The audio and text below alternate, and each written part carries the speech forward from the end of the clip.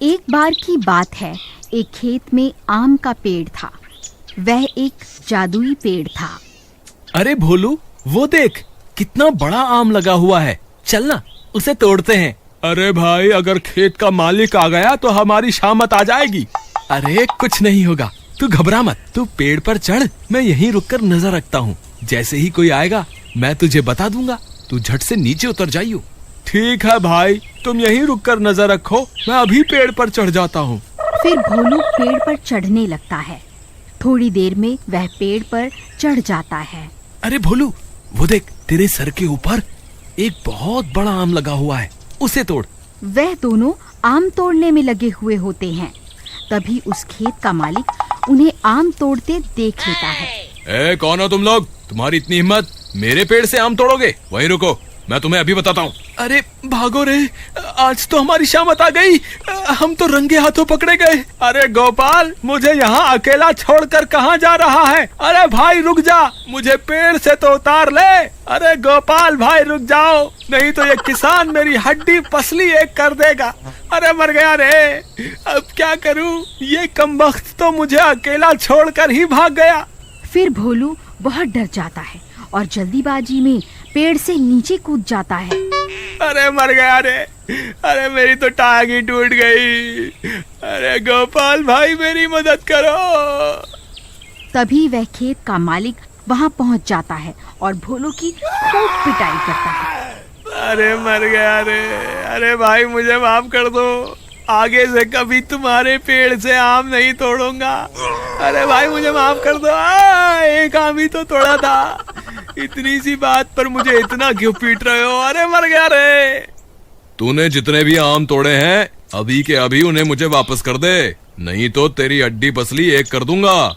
नहीं नहीं भाई, अभी तो मैंने आम तोड़ने शुरू ही किए थे कि तुम वहाँ आ गए। चल निकल यहाँ से, अगर दोबारा यहाँ दिखाई दिया ना तो तेरी हड्डी पसली एक कर दूंगा। चल भाग यहाँ से।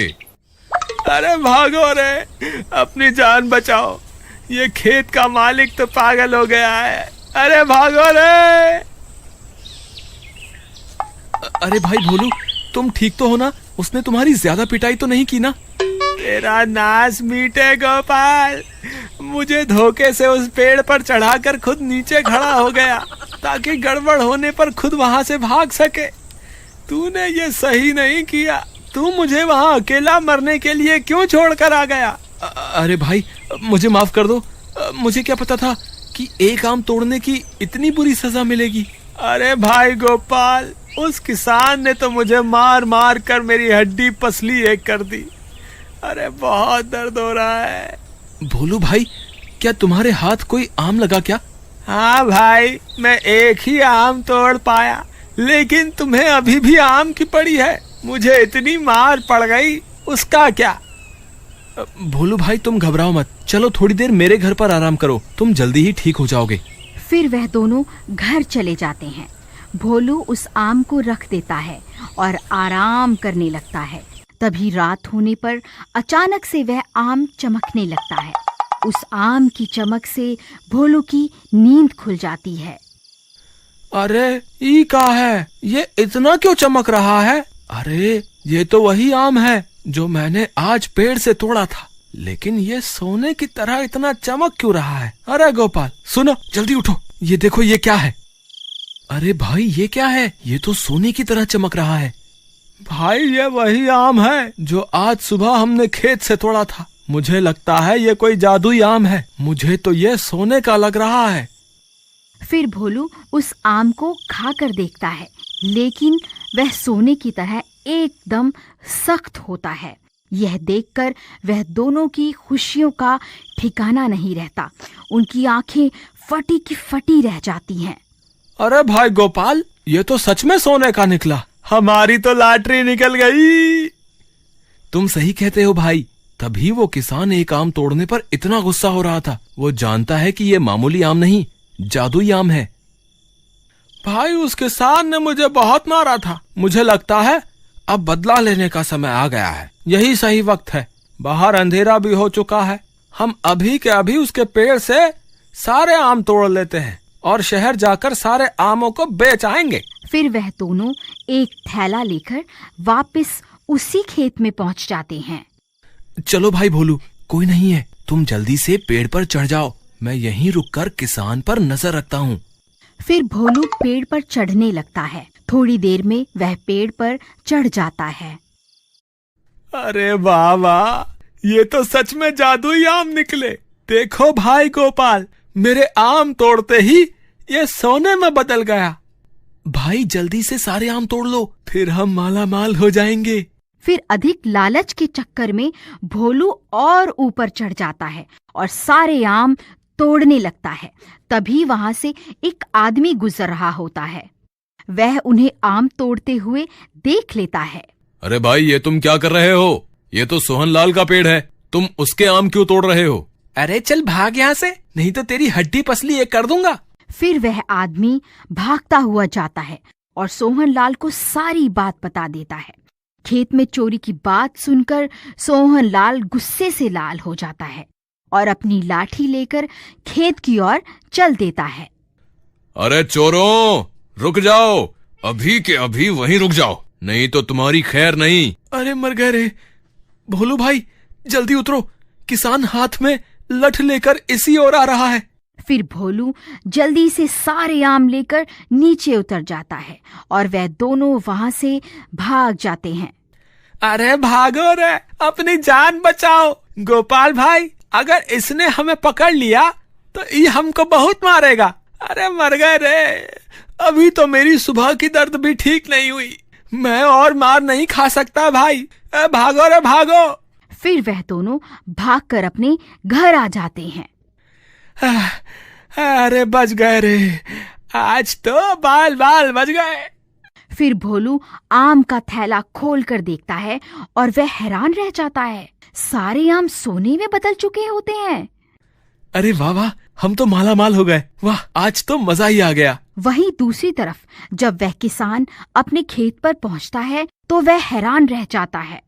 उसके पेड़ पर एक भी आम नहीं होता, पूरा पेड़ खाली हो चुका होता है। अरे मूर्खों, ये तुमने क्या अनर्थ कर दिया। हे भगवान, अब क्या होगा?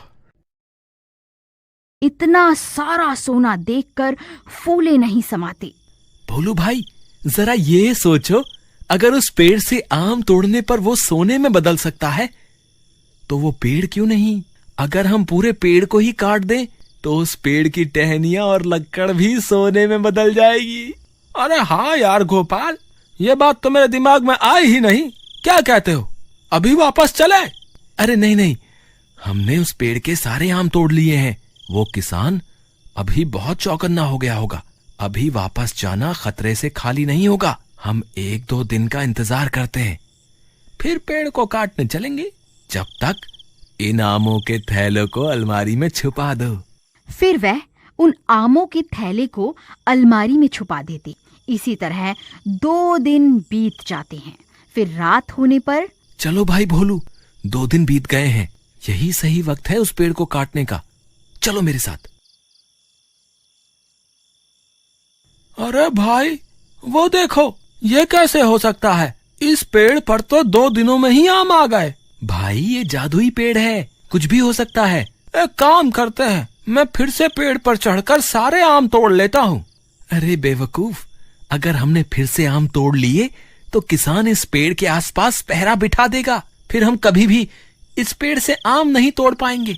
एक काम करते हैं, हम पूरा पेड़ ही काट कर ले चलते हैं, फिर इसके सारे आम भी हमारे और ये पूरे का पूरा सोने का पेड़ भी हमारा। फिर इतना सोचकर वह पूरा का पूरा पेड़ ही काटने लगते हैं।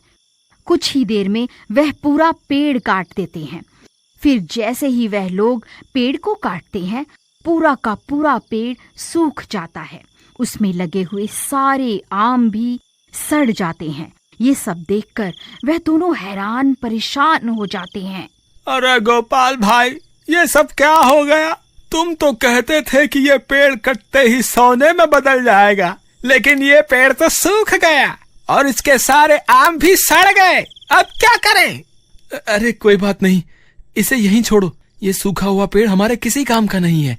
चलो वापस चलते हैं, हमारे पास अभी भी थैला भरकर सोने के आम पड़े हुए हैं। फिर वह दोनों वापिस अपने घर की ओर दौड़ पड़ते हैं। अरे भाई, ये क्या? ये सारे आम तो सड़ गए।